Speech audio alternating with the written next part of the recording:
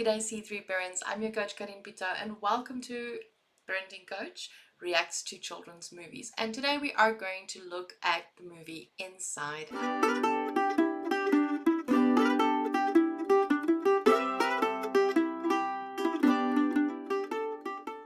Inside Out is a movie that's often used by a variety of people to try and help their kids understand emotions, and it's actually quite the perfect movie to do that.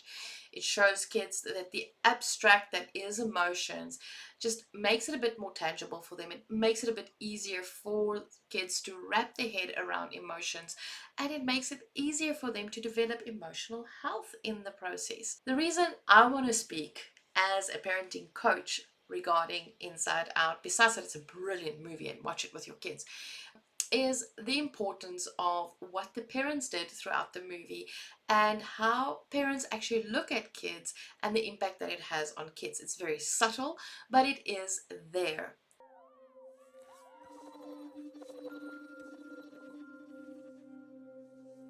The first approach that the parents do have is the expectation that children are resilient. We all as parents do it. Often we expect them to bounce back faster from negative experiences because we think like, oh well, kids are resilient, they can bounce back, they go with the flow, they adapt faster.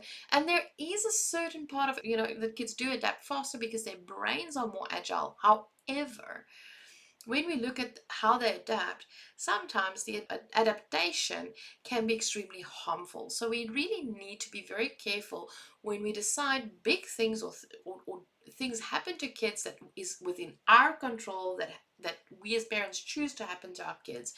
Things like moving, like immigration, or things like that. Think about what our new house is going to look like. What? That we do not have a higher standard of dealing with the change than what we have for parents. We should actually be quite supportive of the kids and almost prioritize their comfort and their transitioning in the big change. And the reason for that is we don't want them to develop unhealthy coping mechanisms. The drive out was pretty fun, huh? What was your favorite part? I like that time with the dinosaur. That was pretty funny.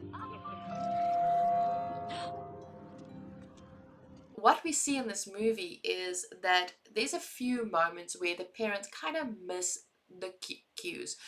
Riley's parents is absolutely amazing parents. They are a very connected family. They seem to love each other. They seem to connect with each other. They're very playful. So as a family itself, it really does look like they've got a healthy relationship with each other. However, with the big move, Here's our new house. Hey, all through the drive, Dad talked about how cool our new room is. Let's go check it out. It's gonna be great. Yes. No.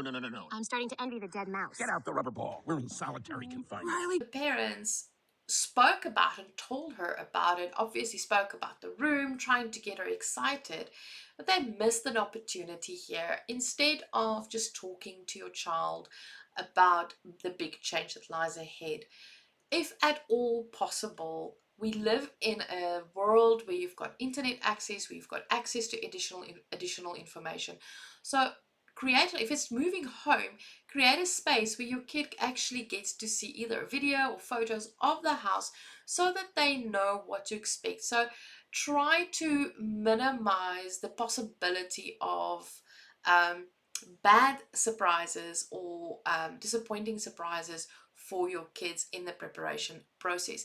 It just makes it easier for them to then, when there is a surprise that is inconvenient or that they're not happy with, or when there is a struggle in the whole transition process, it is easier for them then to address that struggle than having to deal with all of it at the same time.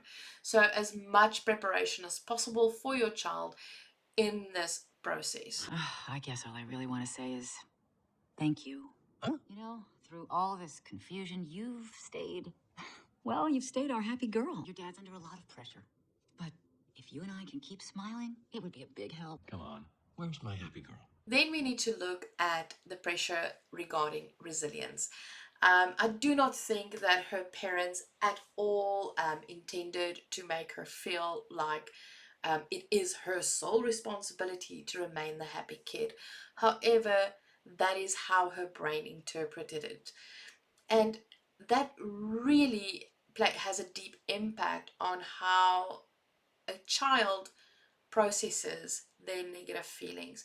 If you are told that you need to remain happy and smiley for the sake of someone that you desperately love, you want them to be happy and then you want to support them, chances are that you are going to try to suppress whatever negative feelings you have. And as a child, even more so, because children, especially while their brain is still developing, is still trying to learn to find the balance between acknowledging my needs and emotions and giving it space, and acknowledging other people's emotions and stresses and giving that space.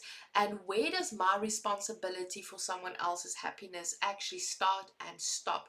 And in this conversation that she has with her parents about being the happy kid, actually leads to the idea that she has to be happy at all times. She's not allowed to feel sad. She's not allowed to feel longing. And what happens is, if we suppress sadness and try to ignore sadness for so long, yes, we actually move into a space where a lot of time anger, disgust, or over the top happy um, will come into play. And it's not necessarily a healthy reaction, because that kid is carrying the responsibility that they're not supposed to be carrying at that particular point in time. Riley, I do not like this new attitude. What is your problem? Just leave me alone. Listen, young lady, I don't know where this disrespectful attitude came from. Yeah, well, Er, just shut up! That's it. Go to your room. Her acting out to her parents, man, even if happiness and sadness wasn't even in the control room, it was so important, because anger and even disgust, those snotty moments when our kids speak to us in a way that is not very kind or out of character, where you can see something's bothering them, that is the last point in time where you ever want to bring down the foot.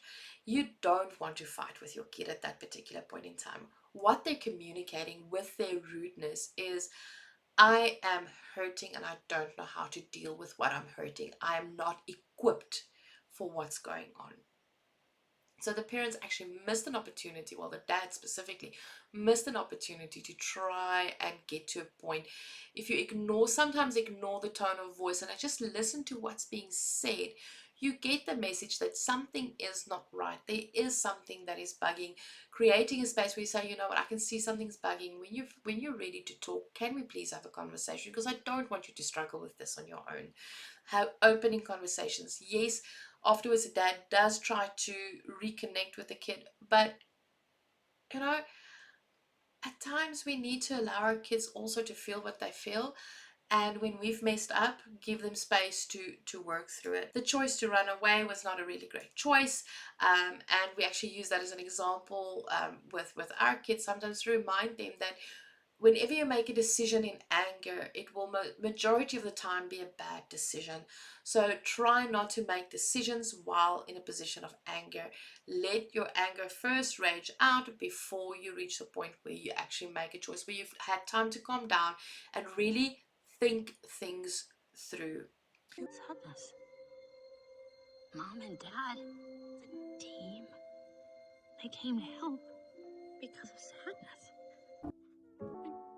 I know you don't want me to, but I miss home. You need me to be happy. Please don't be mad.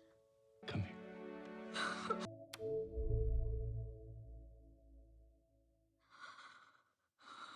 At the end of the movie, obviously we have the connection, the parents actually giving permission, where sadness and joy finally gets to be as complex, and the emotions finally find the freedom of that, and the understanding that emotions isn't just rigid, it is complex. You can feel happy sad, you can feel angry happy, you can feel emotions, and you can feel many emotions at the same time. And it's such a powerful message. And parents, allow your kids to feel all the emotions at the same time, and it is okay. It is normal. They're human. It's part of the human condition. Having a healthy relationship with emotions leads to an adult that has healthy emotional management and knows how to handle life. It actually saves them from a life of depression and struggling to live a life that is full. And we need emotions. Emotions is important. Doesn't matter whether it's negative or positive. They are important because they give us information about the life we're living and about the world we're living in, to help our kids start understand and embrace the complexity of emotions. And the only way we can truly start doing that is if we as parents help them by giving them permission to feel what they feel, but also share with them the complexity of our emotions, like missing and longing and sadness. And that's where I'm going to end the conversation today. Guys, remember to do all the YouTube things: subscribe, like, let me know what you think, commentary down below. Let me know what movie you would like me to look at, dismantle a bit, and I'll see you guys in the next one. And if you want a parenting coach in your pocket, go join our Patreon community. Love you and see you again. Cheers.